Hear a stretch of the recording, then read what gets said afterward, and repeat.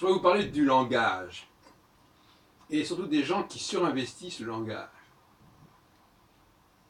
Vous savez que l'aveugle, qui est un grand personnage dans mon travail, dans mon système, c'est quelqu'un qui surinvestit forcément le langage, puisque le langage lui permet de voir, enfin, pas celui qu'il tient lui, mais quoique, justement c'est intéressant, mais la façon dont on lui décrit le monde extérieur, c'est comme ça qu'il a accès à ce monde extérieur.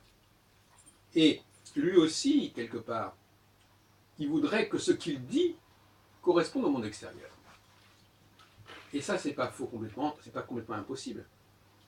L'astrologue, par exemple, ou même toute autre personne qui tient des discours, peut très bien imaginer qu'il va ainsi laisser son empreinte sur le monde extérieur. Donc le langage permet à la fois de connaître le monde extérieur tel qu'on lui décrit le monde extérieur, et de structurer le monde extérieur comme il l'imagine qu'il doit être. Et comme il ne peut pas vérifier puisqu'il ne le voit pas, vous voyez ce que ça peut donner. Alors, par-delà ce problème que je viens d'aborder, il y a la question de ce que j'appelle l'harmonie, la croyance en une harmonie préétablie du langage. Et ça, c'est une croyance qui se manifeste très tôt dans la vie des personnes et dont il est souhaitable d'être sevré. C'est un peu d'ailleurs le rôle de la classe de philosophie dans les lycées, dans les terminales françaises. La philosophie, à mon avis, permet de comprendre qu'il faut remplacer une sémantique qu'on s'est constituée au cours bon, la classe de philosophie, c'est quand même des adolescents qui ont dans les 17, 18, 19 ans.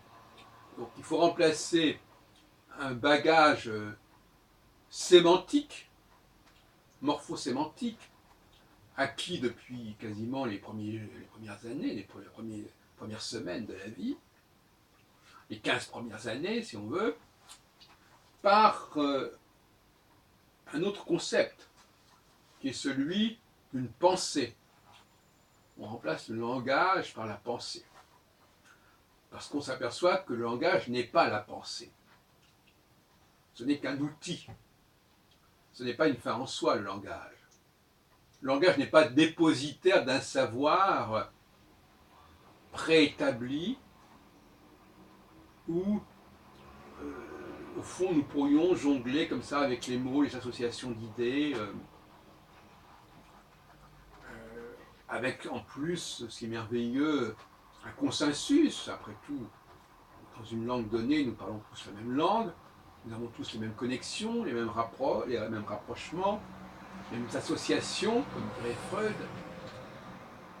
Et donc, c'est prodigieux ce langage comme ça qui nous est transmis à la naissance. Je ne parle pas de l'apprentissage de la langue, je parle du langage, c'est-à-dire des mots et de toutes ces connexions, ces centaines de milliers de connexions entre les mots par synonymie, par homonymie, etc.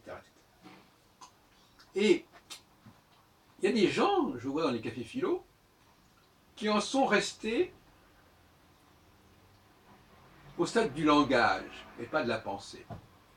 Et qui ne pensent que par le truchement de ces associations de mots qui sont monnaie courante.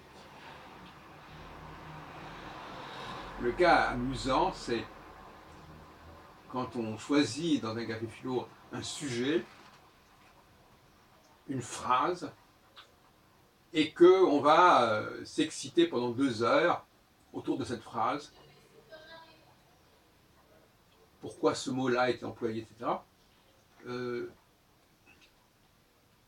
Et au fond, c'est un simple moyen de faire. C'est pour ça que je trouve que les cafés philo devraient être organisés pour des adolescents, ou même pour. Je crois que ça correspond à peu près au niveau de 11-12 ans, de la classe de 3e. Hein. Alors là, on voit.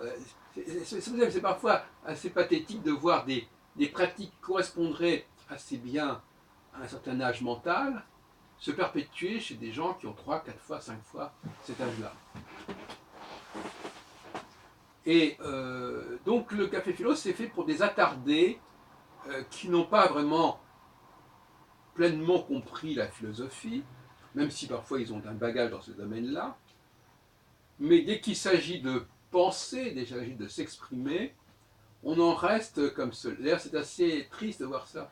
Les gens qui ont fait philo, qui ont même parfois un doctorat de philosophie, et qui finalement, quand ils sont en train de discuter, de communiquer, on revienne à des modes de fonctionnement extrêmement primaires, c'est le cas de le dire.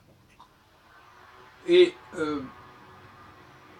croire que la connexion entre les mots, c'est celle qui est pratiquée par le consensus linguistique, langagier, c'est une illusion terrible. En réalité, tout doit être constamment reprécisé, reformulé, redéfini. Il doit être redéfini par les personnes qui participent à la conversation. C'est ce que j'avais proposé comme formule pour un nouveau café philo, à savoir apprendre à repréciser la signification des mots et ne pas s'en tenir à celle qu'on a pu avoir acquis quand on avait 7-8 ans. Or, c'est quand même ce qui se passe. Le bagage intellectuel de la plupart des gens qui communiquent entre eux, il est fondé fondamentalement sur le niveau, je répète, entre 10-12 ans, quoi, quand on rentre au collège.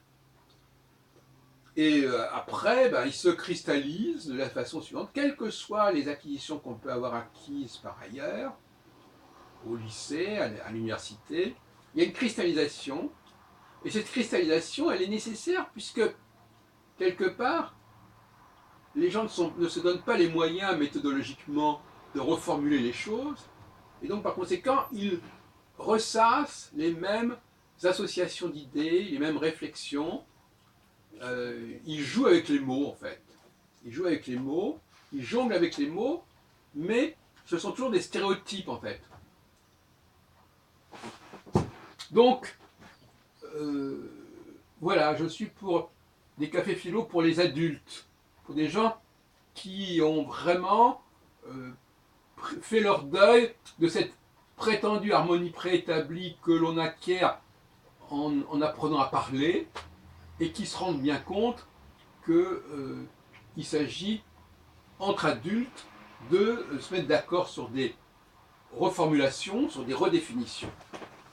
Et là, il faudrait peut-être ne pas mettre les femmes et les hommes dans la même mixité, car les femmes ont un vrai besoin d'automatisme, de répétition, de choses qui sont fluides, qui tournent rapidement, qui sont un débit rapide, et les hommes sont plus près d'un travail de réflexion où finalement on parle lentement, on argumente, on écoute ce que dit l'autre, et on arrive progressivement à repréciser les choses tout en sachant que ce qui est important, c'est les signifiés.